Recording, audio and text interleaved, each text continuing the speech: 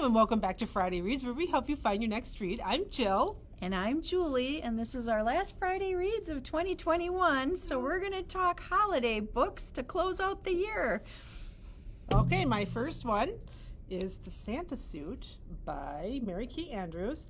When newly divorced Ivy Perkins buys an old farmhouse sight unseen, she is definitely looking for a change in her life.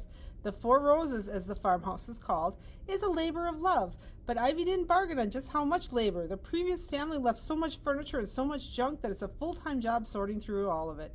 At the top of a closet, Ivy finds an old Santa suit, beautifully made and decades old.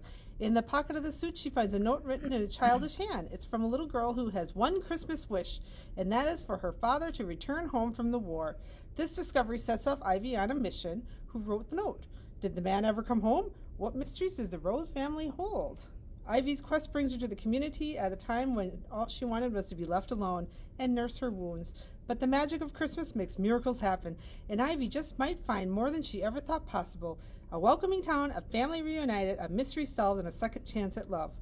Mary Kay Andrews is a New York Times bestselling author of 26 books, including The High Tide Club and Blue Christmas, so she's got another Christmas book on our shelf if you're looking for her. This is her latest book that was published in September 2021. My first pick is Christmas on the Island by Jenny Colgan. This was published back in 2018.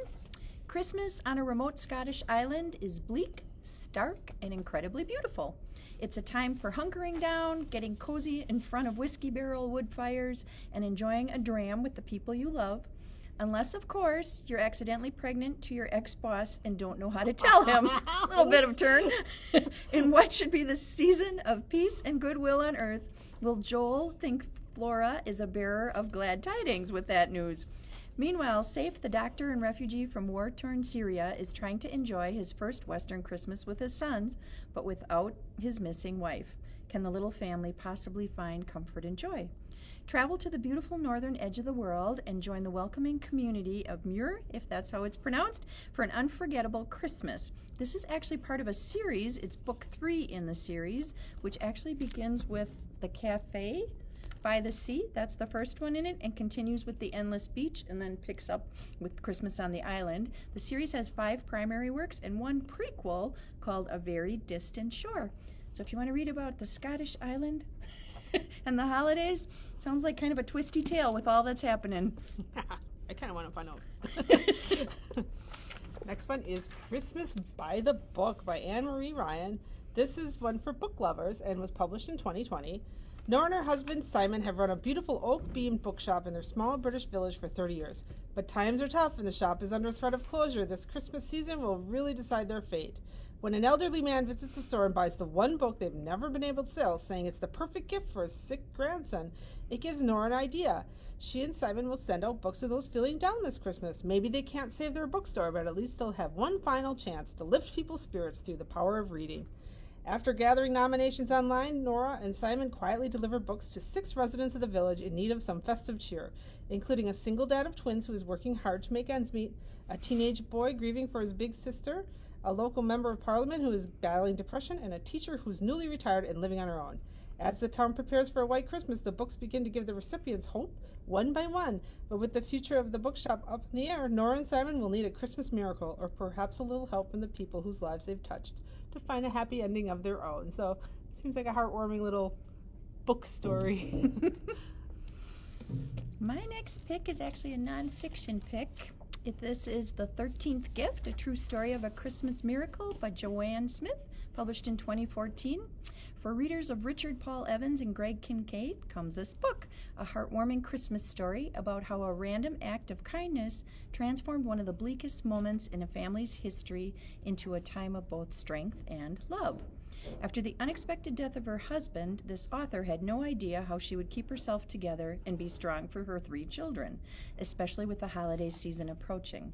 But 12 days before Christmas, presents began appearing on her doorstep with notes from their true friends. As the Smiths came together to solve the mystery of who the gifts were from, they began to thaw out from their grief and come together again as a family. This true story about the power of random acts of kindness will warm the heart and be a beautiful reminder of the miracles of Christmas and the gift of family during the holiday season.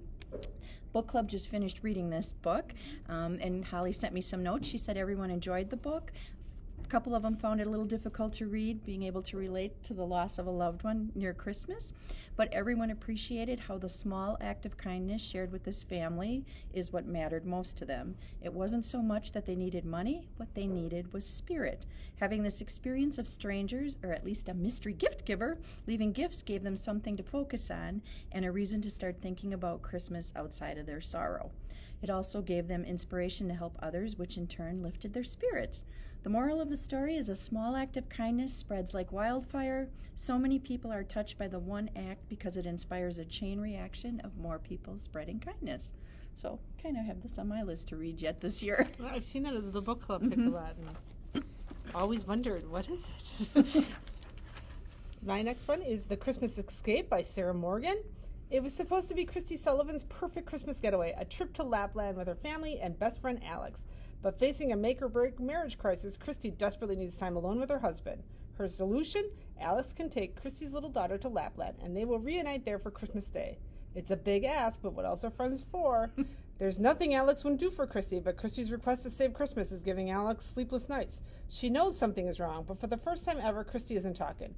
And even the Arctic temperatures in Lapland aren't enough to dampen the seriously inconvenient sizzle Alex is developing for Zach, a fellow guest and nemesis from her past. As secrets unravel and unexpected romance shines under the northern lights, can Christy and Alex's Christmas escape give them the courage to fight for relationships they want and save the precious gift of each other's friendship? So it's a friendship story, really, even though there's a troubled marriage and a romance in there. But My third pick comes from a very popular author. This is James Patterson with Richard DeLallo writing The Christmas Wedding, published in 2011. The tree is decorated, the cookies are baked, and the packages are wrapped, but the biggest celebration this Christmas is Gabby Summerhill's wedding.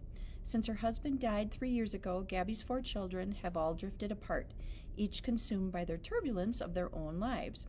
They haven't celebrated Christmas together since their dad's death, but when Gabby announces that she's getting married and that the groom will remain a secret until the wedding day, she may finally be able to bring her family home for the holidays. But the wedding isn't Gabby's only surprise. She has one more gift for her children, and it could change all their lives forever. With deeply affecting characters and the emotional twists of a James Patterson thriller, The Christmas Wedding is a fresh look at family and the magic of the season. I had no idea he had written a Christmas wedding book. That doesn't seem like his normal genre. But hey, he's all over the library. I was going to say, he puts a book out all the time. My next one is called Duke, actually, by Jenny Holliday. Maximilian von Hansberg, Baron of Loudon and heir to the Duke of Aquila, not sure, is trapped. Under pressure from his domineering father, he must marry a suitable bride before he inherits a title that feels like a prison sentence. In New York, he meets a prospective wife. He ditches his responsibilities and appears on Danny Martinez's doorstep. He's been intrigued by the no-nonsense professor since he met her at Eldovian royal wedding and is determined to befriend her. Newly single Danny is done with love. She even has a list of entitled things I will never do again for a man, which is why she hits it off with the notorious rake Max. He's trying to escape relationship, and she's resolved to avoid them at all costs. All they want from each other is friendship and a distraction from their messy lives.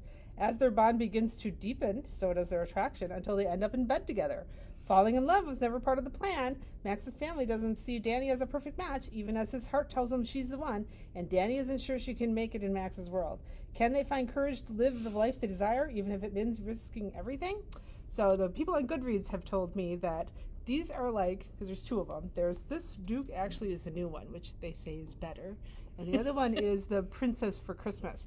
They're kind of like Hallmark movies with steamy sex scenes. So oh my! Just be warned, if you don't like steamy sex scenes, they're in here.